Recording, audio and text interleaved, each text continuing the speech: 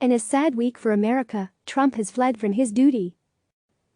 David Gergen has been a White House advisor to 4 presidents and is a senior political analyst at CNN.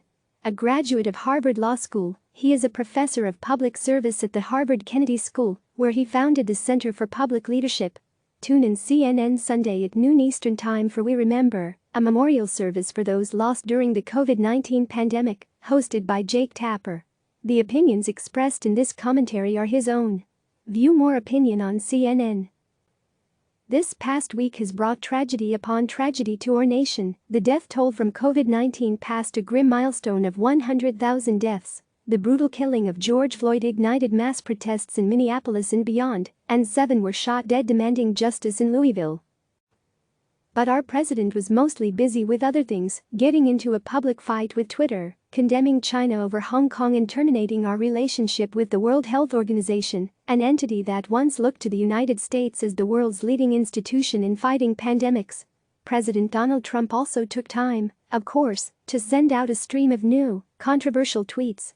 He called protesters in Minneapolis thugs and repeated a racist line from a Miami police chief years ago, "When the looting starts, the shooting starts."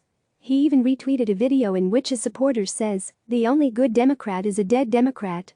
But other than a brief tweet in the midst of another storm, Trump remains silent on the most sensitive issue of his presidency, the pandemic that is killing so many older Americans and people of color living near the edge.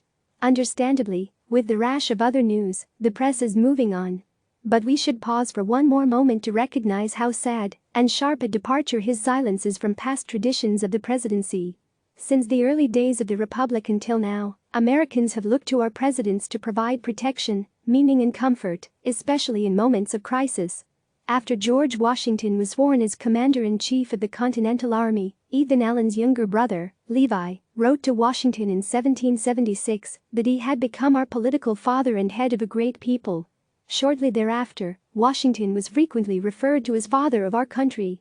As he steered us through war, the Constitutional Convention, and 2 terms as president, the phrase caught on. He wasn't much of a speaker, he thought his deeds spoke for him, but he was a leader of such strong character and rock-solid integrity that he became the gold standard of the presidency. Lincoln began his presidency during great uncertainty about his leadership. He won the election of 1860 with the smallest plurality ever, 39%, and his military experience was virtually nil. But over time, he kindled a special relationship with Union soldiers, many of whom called him Father Abraham. Historians say his homespun ways, common manner and kindly empathy converted them. In his re-election, soldiers were his greatest supporters. Franklin Roosevelt was known to be self-involved in his early years, but his struggles with polio transformed him into a caring, compassionate leader. Working families and many people of color thought they had a friend in the White House.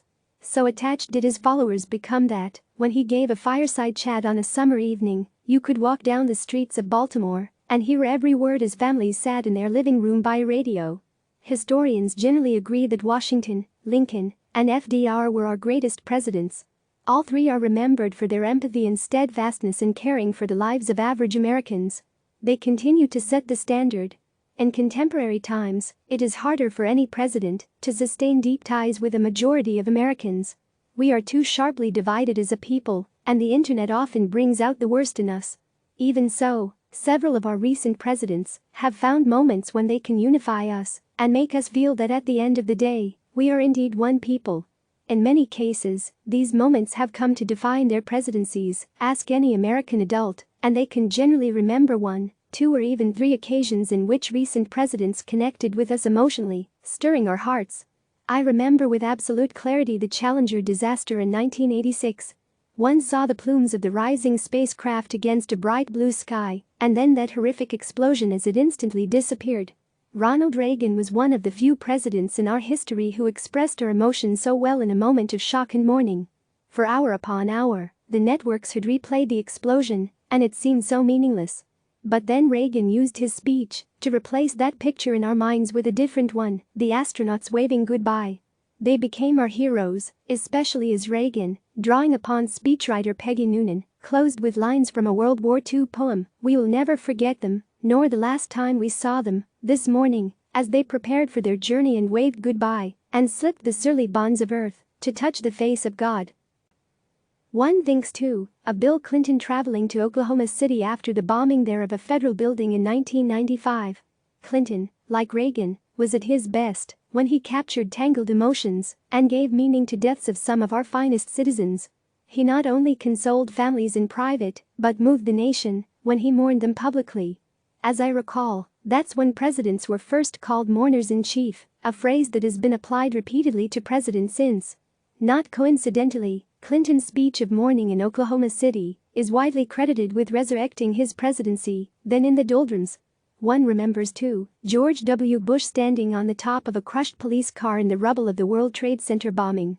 When a first responder said he couldn't hear the president, Bush responded through his bullhorn, "I can hear you. The rest of the world hears you. And the people who knocked these buildings down will hear all of us soon." One also remembers Barack Obama flying again and again to speak at gravesites where young children or church parishioners were being buried, victims gunned down in a gun-obsessed nation. Thinking about the mass shooting at Emmanuel African Methodist Church in Charleston, one's mind returns to the image of the President of the United States leading a memorial service, singing Amazing Grace. Reagan, Clinton, Bush, Obama, 2 Republicans, 2 Democrats, served as our mourners-in-chief. All 4 bound us together for a few moments, and we remembered who we are and who we can be. Why has our current mourner-in-chief gone AWOL? God knows.